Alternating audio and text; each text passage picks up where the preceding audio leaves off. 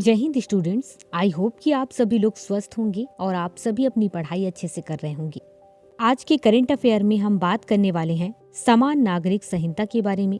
English में इसे uniform civil code कहते हैं। समान नागरिक संहिता का आशय एकल कानून से है, या फिर यूँ कह सकते हो कि एक ऐसे कानून से है जो भारत के सभी नागरिकों के व्यक्तिगत मामलों जैसे कि विवाह, तलाक, अभिरक्षा, दत्तक ग्रहण और विरासत के संदर्भ में एक समान रूप से लागू हो। इसका सिंपल सा मतलब ये है कि समान नागरिक संहिता एक ऐसा कानून होगा जिसके माध्यम से क्या होगा कि भारत के जितने भी नागरिक हैं, जब वो शादी करेंगे या डिवोर्स देते हैं या बच्चे को अडॉप्ट करते हैं, तो ऐसे टाइम पर उन सभी के लिए एक जैसा ही कानून होगा, फिर चाहे वह किसी भी धर्म के हों।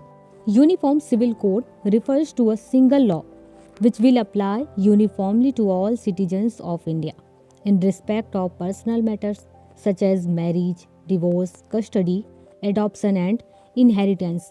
इसके साथ ही आप सभी यह ध्यान रखें, समान नागरिक संहिता के बारे में अक्सर पूछा जाता है कि संविधान में क्या इसके बारे में वर्णन है या नहीं है, अगर है तो किस अनुच्छेद में है। तो देखिए, समान नागरिक संहिता के बारे में संविधान में वर्णन है और ये संविधान के अनुच्छेद 44 में इसके बारे में बताया गया है। The provisions related to uniform civil code come under article 44 of the constitution. इसके साथ ही यह भी ध्यान रखें, समान नागरिक संहिता संविधान के गैर न्यायिक भाग के अंतर्गत आता है। Uniform civil code comes under the non judicial part of the constitution.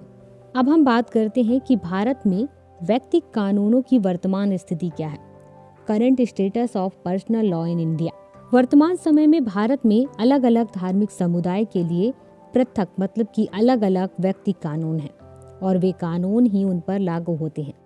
इन्हें कानून के अलग अलग उपबंधों, नियमों, विनियमों आदि के माध्यम से कई वर्षों से संहिताबद्ध किया गया है। अब यहाँ पर सिंपल सा मतलब ये है कि आज के टाइम पर जो नियम लागू हैं वो इस टाइप से लागू हैं कि आप जिस धर्म से हैं उस धर्म के अकॉर्डिंग आपके ऊपर नियम लागू होते हैं। मतलब ये है कि मुस्लिम के लिए अलग है, हिंदू के लिए अलग है, पारसी के लिए अलग नियम है।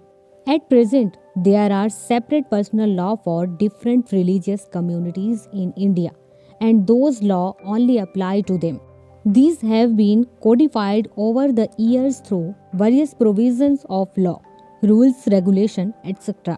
अब इस बात को एक उदाहरण के माध्यम से समझते हैं। देखिए, हिंदू पर्सनल लॉ को 4 भागों में बांटा गया है या 4 कानूनों में संहिताबद्ध किया गया है। सबसे पहला है हिंदू विवाह अधिनियम 1955, दूसरा है हिंदू उत्तराधिकार अधिनियम 1956, तीसरा है हिंदू अल्पवयस्कता और संरक्षकता अधिनियम 1956 और चौथा है हिंदू दत्तक भरण पोषण अधिनियम 1956। अब यहाँ पर ध्यान देना, इन सभी कानूनों में हिंदू शब्द का प्रयोग किया गया है, लेकिन इसमें सिख, जैन और बौद्ध भी शामिल हैं। Hindu personal law has been codified into 4 laws: Hindu marriage act 1955, Hindu succession act 1956, Hindu minority and guardianship act 1956, Hindu adoptive maintenance act 1956। In these laws, the word Hindu also include Sikh, Jain and Buddhist। ऐसा नहीं है कि हमारे यहाँ इसी टाइप के कानून हैं, हमारे यहाँ भारत में कुछ पंथ निरपेक्ष कानून भी हैं। उदाहरण के लिए विशेष विवाह अधिनियम 1954 है। इसके तहत क्या होता है, अंतरधार्मिक विवाह को कानूनी मान्यता दी गई है। There are also some secular law in India. For example, the Special Marriage Act 1954, under which inter-religious marriages have been given legal recognition। अब इसके साथ ही आप सभी यह भी जाने रहें कि भारत का एकमात्र ऐसा राज्य है, वो है गोवा, जहां पर समान नागरिक संहिता लागू है। Presently Goa is the only state in India where uniform civil code is in force. अब इसके बाद आपके मन में भी सवाल आना चाहिए कि समान नागरिक संहिता की आवश्यकता क्यों है। जैसे अभी नियम कानून चल रहा है, अगर ऐसे ही चलते रहे तो क्या हो जाएगा।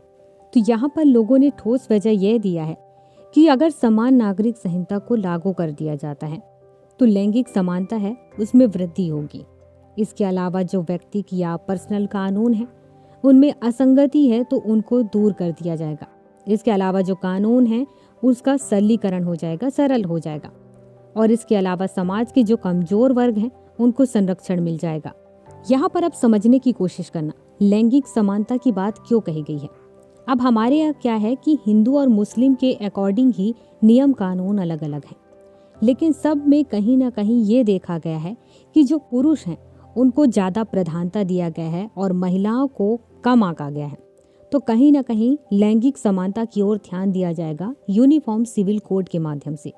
इसके अलावा जो पर्सनल लॉ है, इसमें क्या है कि कई अलग अलग विसंगतियां हैं, हिंदू में अलग है, मुस्लिम में अलग है, तो वो दूर हो जाएगा। तीसरा है कानूनों का सरलीकरण।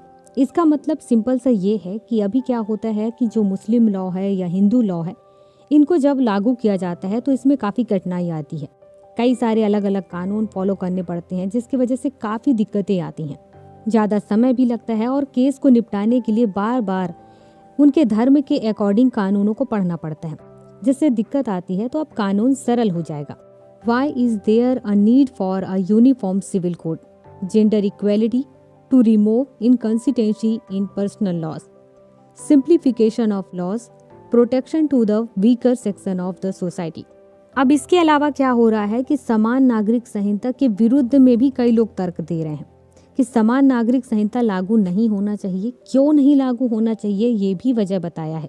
जैसे कि समान नागरिक संहिता को अगर लागू कर दिया जाता है तो कहीं ना कहीं ये पंथ निरपेक्ष नागरिक कानूनों के तहत विविधता का हनन होगा।